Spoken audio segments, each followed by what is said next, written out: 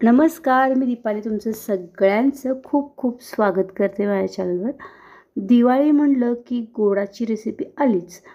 तर दिवाळीच्या फराळामध्ये बालुशाहीसुद्धा तुम्ही बनवू शकता. खूप टेस्टी, खूप लेयरदार अशी ही आपली बालुशाही होते. पाकची बघू शकता एकदम आतपर्यंत मुरलेलं आहे आणि तुम्हाला ते दिसत पण आहे. तर एकदम छान खस्ता टेस्टी बाहेरपेक्षाही घरी आपण हे जे बालुशा आहेत ते बनवू शकता. खूप टेस्टी आणि खूप मस्त असं हे बालुशा होतात. तर कसं बनवतात चला मग पाहूया. त्यासाठी आपण सर्वप्रथम इथं मी मैदा घेतलेला आहे. इथं 2 वाटी मैदा घेतलेला आहे. आपल्याला एकदम छानपैकी मैदा जो आहे तो चाळून घ्यायचा आहे. तर इथं मैदा जो आहे तो व्यवस्थित चाळून तयार केलेला आहे. तर ह्याच्यामध्ये तुम्ही कुठलंही मेजरिंग घेऊ शकता. मी इथं वाटीचं मेजरिंग घेतलेलं आहे. तर एका वाटीसाठी 2 चमचे तूप आणि 2 वाटीसाठी 4 चमचे तूप हे आपलं मेजरिंग आहे. तर तूप घालून घेतलेलं आहे मी जवळपास 4 चमचे.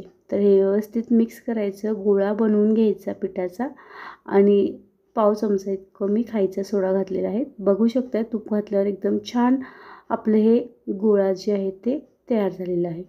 आणि अशाच पद्धतीने जर व्यवस्थित झालं तरच आपले बालुशा व्यवस्थित होतात. तर इथं मी 1 चमचा दही घातलेला आहे आणि आता मी याच्यामध्ये थोडंसं पाणी घालून एकदम छान घट्टसर हे पीठ जे आहे ते मळून तयार करते. इथं पीठ मळताना जास्त जोर लावायचा नसतो, कारण की त्याचे लेयर्स किंवा त्याचे पदर्स जे आहेत ते पडणं आवश्यक आहे. तर इथे मी 2 वाटी पिठासाठी 2 वाटी साखर घेतलेलं आहे आणि ते मी एका पातेल्यामध्ये काढून घेते. आणि जेवढं साखर भिजेल तेवढंच आपल्याला पाणी घालायचं आहे. जास्तीचं पाणी घालू नका, नाहीतर मग काय होतं की तुम्हाला खूप वेळ ते पाक आहे शिजवायला लागणार. आणि इथं बघू शकता अशा पद्धतीने मी जे पाक आहे ते बनवून घेत आहे.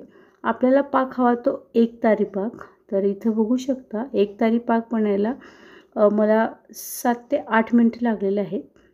आणि तोपर्यंत आपलं पीठ पण भिजलेलं आहे. हलक्या हाताने आपल्याला ह्याचे गोळे बनवायचे आहेत आणि तुम्ही ह्याला बालुशाचा आकार जो आहे तो देऊ शकता. एकदम हलक्या हाताने आपल्याला हे बनवून घ्यायचं आहे. त्याचं कारण एवढंच आहे की ते लेयरदार होतात आणि एकदम मस्त असे हे बालुशा लेयरदार होतात.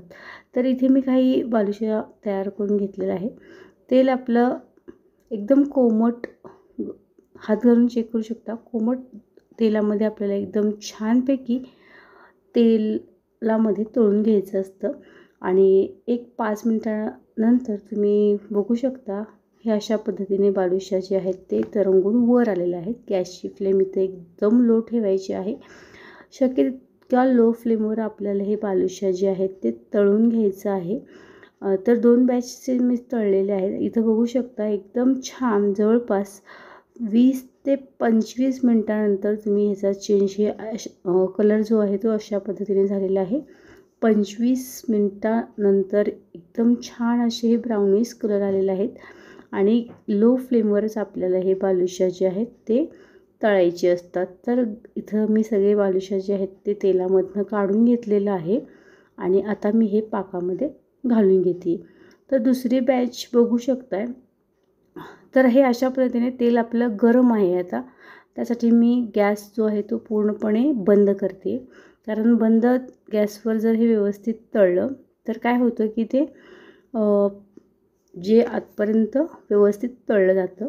तर इथं बघू शकता आपण पाकामध्ये जे बालुशा तळून ठेवलं होतं ते घालून घ्यायचं. एक 5 मिनिट इतकं पाकामध्ये आणि 5 मिनिटानंतर तुम्ही हे काढून घेऊ शकता. कारण की काय होतं की एकदम छान आपले बालुशामध्ये पाक जे आहे ते तयार होतात. तर तुम्ही इथं बघू शकता याचे लेयर्स आणि एकदम छान हे आतपर्यंतचे हे आपले बालुशा बनलेले आहेत. आय होप तुम्हाला माझा हा व्हिडिओ आवडला असेल. व्हिडिओ आवडला असेल तर लाईक करा. चॅनलला सबस्क्राईब केलं नसेल तर प्लीज चॅनलला सबस्क्राईब करा. त्याचप्रमाणे बेल आयकॉन क्लिक करायला विसरू नका. तुम्ही माझा हा व्हिडिओ बघितल्याबद्दल धन्यवाद.